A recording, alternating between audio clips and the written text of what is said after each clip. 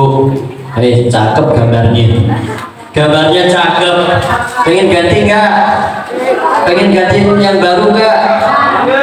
Gambarnya cakep. Mudah-mudahan semuanya ke sini. Amin, sini aja sini. Masya Allah. Langsung nyamperin. Labbaik Allahumma labbaik, labbaik la syarika lak, innal hamda lak wal mulka la syarika lak. Ya Allah, dulu yang tanah tandus kering kerontang. Kaget. Sama, saya mau niru celana yang kayak di TV ya. Dulu Makkah itu tandus kering kerontang ya, tapi perhatikan Bu, perhatikan sosok yang sangat luar biasa. Bukan laki-laki, bukan. Sosok ini adalah sosok perempuan. Siapakah beliau? Siapakah beliau? Sebelum disyariatkan haji dan umroh, ada seorang sosok yang sangat luar biasa di tanah yang kering tandus tanpa ada tumbuh-tumbuhan. Ada sosok, mudah-mudahan ini yang akan menggoncang jiwa kita, terutama ibu-ibu, untuk tambah kuat. Siapa Bu? Sayyidatuna Hajar. Istrinya siapa Bu? Nabi Ibrahim. Masya Allah. Pada saat itu Sayyidina Hajar bersama putra kecilnya yang masih kecil mungil, mungil. Nabi Ibrahim alaihissalam dapat wahyu dari Allah Subhanahu wa Ta'ala untuk melanjutkan risalah untuk berdakwah di negeri Palestina. Ya, kemudian Nabi Ibrahim ya memberikan semangat kepada istrinya sambil sedikit bekal karena mau ditinggal berdakwah ke Palestina. Wahai istriku, ya mungkin ini sedikit bekal untukmu dan anak kita.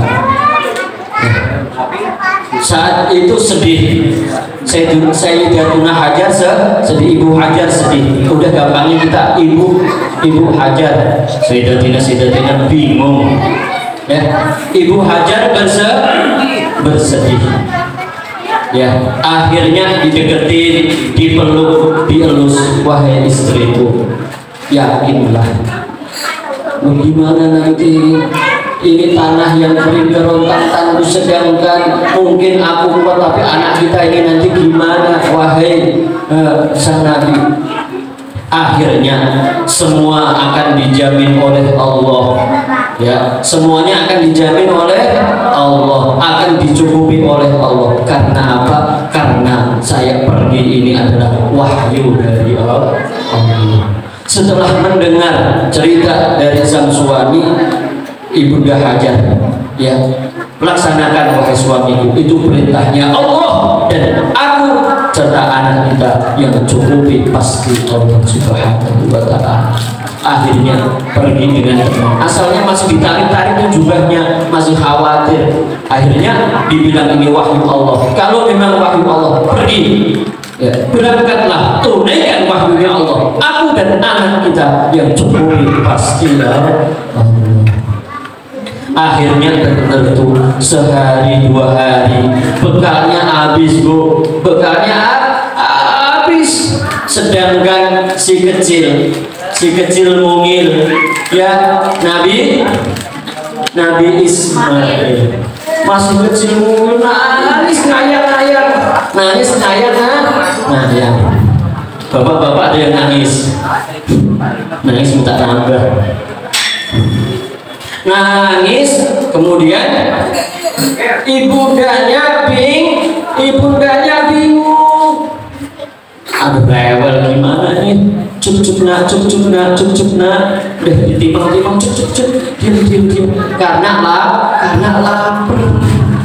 mau dicuk-cuk, mau dilagu-laguin karena lapar pasti rewel, pasti nangis, akhirnya bingung. Dengan kebingungannya ini Ibunda Hajar tirakat ikhtiar, ya, mohon karunia-Nya Allah, mohon anugerahnya Allah, ya, dalam tirakat ini mencari air, ya, mencari air lari-lari dari Bukit Sofa hingga Bukit Marwah, dari Bukit Sofa hingga Bukit Marwah, Ibu Hajar lari-lari. Bisa? Bisa. Nggak punya radio, nggak bisa. Dulu itu nasi jariah di radio, banyak. Kalau nggak bisa, nggak punya radio. Alhamdulillah itu. Nah, perjuangan seorang perempuan hingga diabadikan oleh Allah jadi syariat haji dan umroh. Siapa yang pernah haji? Siapa yang pernah umroh? Pasti ada yang namanya sa'i. Itu berkat siapa? Ya, diabadikan oleh Allah perjuangan Ibu Hajar. Laki-laki apa perempuan? Perempuan. Maka jadi subur makmur, jadi sekarang kaya, ya, ada andil perjuangan seorang perempuan. Makanya biarin bapak-bapak, biarin, ya, paling duitnya habis buat kopi sama ngerokok. Dan ibu-ibu, ayo, ibu-ibu itu pikirannya lebih double 2 kali lipat. Ibu-ibu itu mau ke pasar begini, habisin, ya enggak, jangan, kita mau punya hajat, akhirnya sisain deh. Itu ibu-ibu tuh pikirannya lebih banyak, dipikir, perasaannya jauh lebih dalam, dipikir. Biasanya kalau beli tempe 2 lonjor, sekarang selonjor itu ibu-ibu. Tapi bapak nggak peduli, yang penting besok ke warung ngopi, rokok, ya, monggo dhisik. Mau hajat mengko akhirnya apa? Kita kalah sama ibu. Tapi memang bapak-bapak itu kalah sama ibu. Seorang laki-laki kalah sama perempuan. Karena apa? Karena perempuan itu punya aji-aji. Bu, perempuan punya aji-aji, Bu. Perempuan itu punya aji-aji bagaikan bumi. Tahu? Perempuan punya aji apa? Aji pengempitan. Alhamdulillah. Bumi bisa dikempit.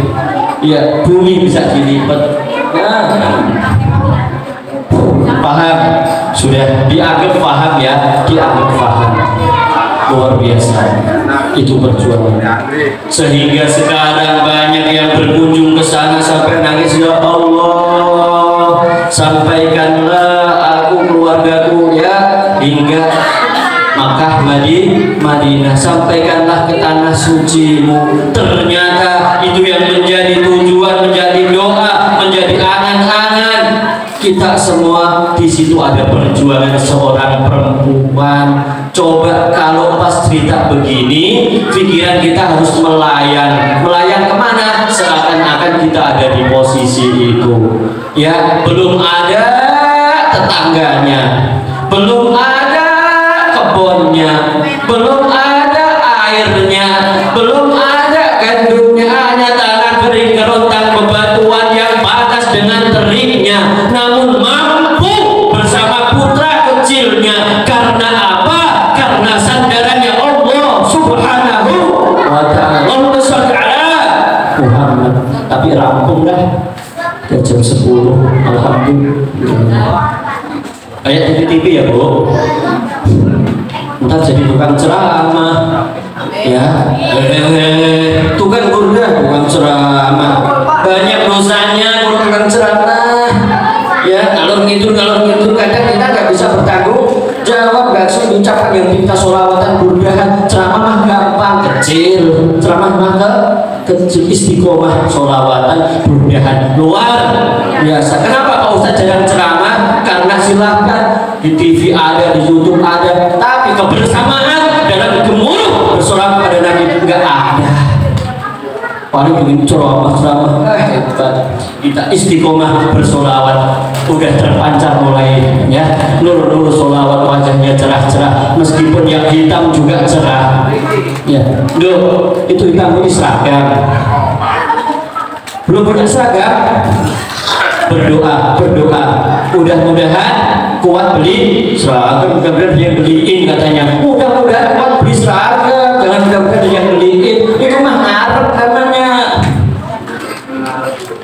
Hadro, kita mau punya hajat, berani ngeluarin apa yang kita miliki, 10.000, 20.000, berani adik-adik tim hadro, berani ngeluarkan, kita mau hajatan nih.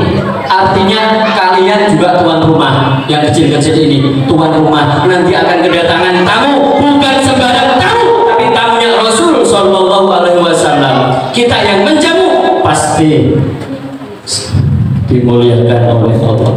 Jamu tamunya Rasul. Suatu ketika Rasul Shallallahu Alaihi Wasallam kedatangan tamu dari luar Madinah.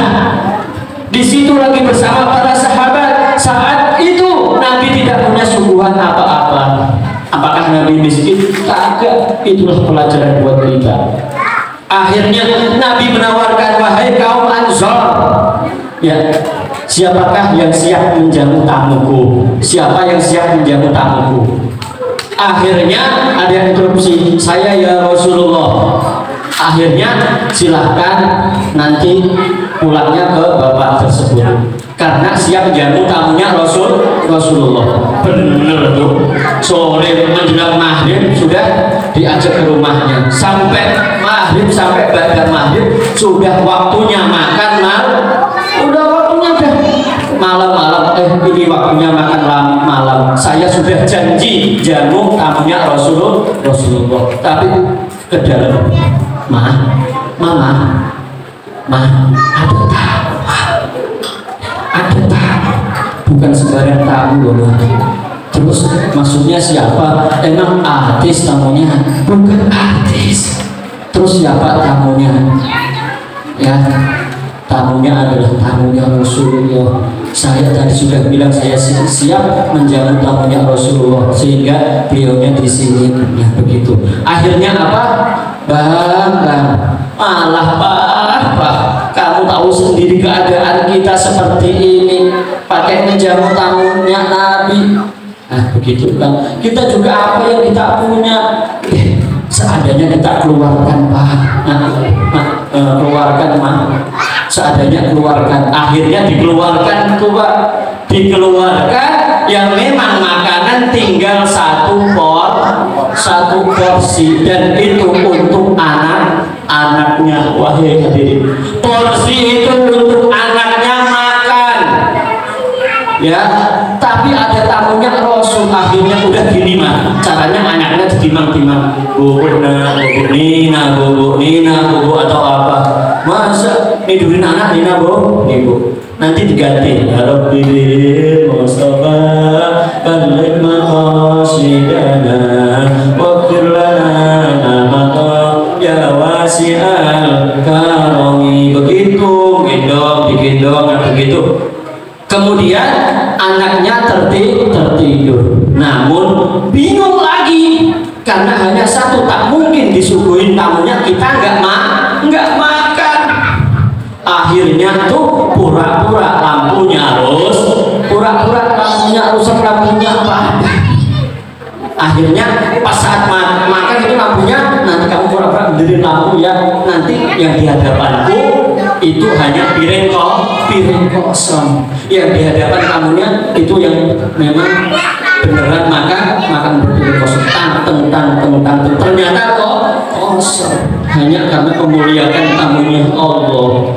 Nah, malam itu ternyata turun ayat dari Allah yang diterima oleh Sayyidina Muhammad, bahwa Allah gembira ada seorang hamba yang memuliakan tamunya baginda Nabi, nyuguhin tamunya baginda Nabi, yang mengalahkan pribadinya, mengalahkan anaknya, berbohong mengalahkan nafsunya. Itu ternyata malam itu gemuruh turun ayat yang diabadikan dalam Al-Quran. Hanya tingkah laku seorang sahabat yang menjamu tamunya Nabi mampu mendatangkan ayat, ya, sehingga pagi disampaikan, emang apa yang kamu lakukan semalam wahai sahabatku, wahai Rasulullah, karena itu tamumu dan juga jadi tamuku, aku berusaha untuk memuliakannya sehingga aku kalahkan jatah makanku, jatah makan anakku untuk menjamu tamumu. Oh bener apa ya Rasulullah, semalam turun ayat, Allah senang dengan perbuatanmu. Itu luar biasa, menjamu tamunya Allah, tamunya Rasul. Kita bu,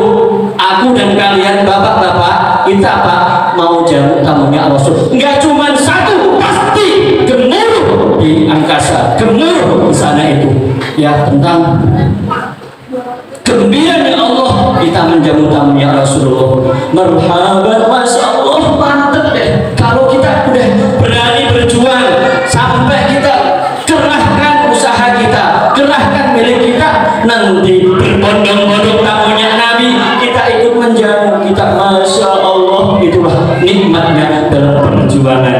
Siap? Buktikan. Pak Ustadz kok ngajaknya berat-beratin? Tidak. Yang penting jangan sampai enggak. Itu loh, wahai tim hadroh, adik-adikku, ya, anak-anak, jangan sampai enggak. Rugi kalau enggak. Biar semuanya indah. Saya pengen anak-anak ini indah dalam perjuangan. Keluarkan meskipun 2.000, 5.000, jangan sampai enggak. Artinya kita semua indah dalam perjuangan, dalam menyungguh, dalam menjamu tamunya Habibuna Muhammad sallallahu alaihi wasallam. Dan semuanya syafaat di dunia terkumpul, di surga terkumpul berkah syafaat Rasul. Al-Fatihah.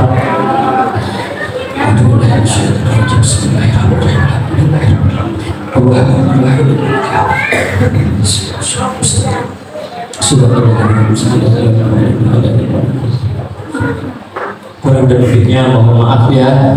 Itu tadi latihan bicara, berarti ada salahnya, ada kurangnya, harus dimaafkan. Namanya juga latihan.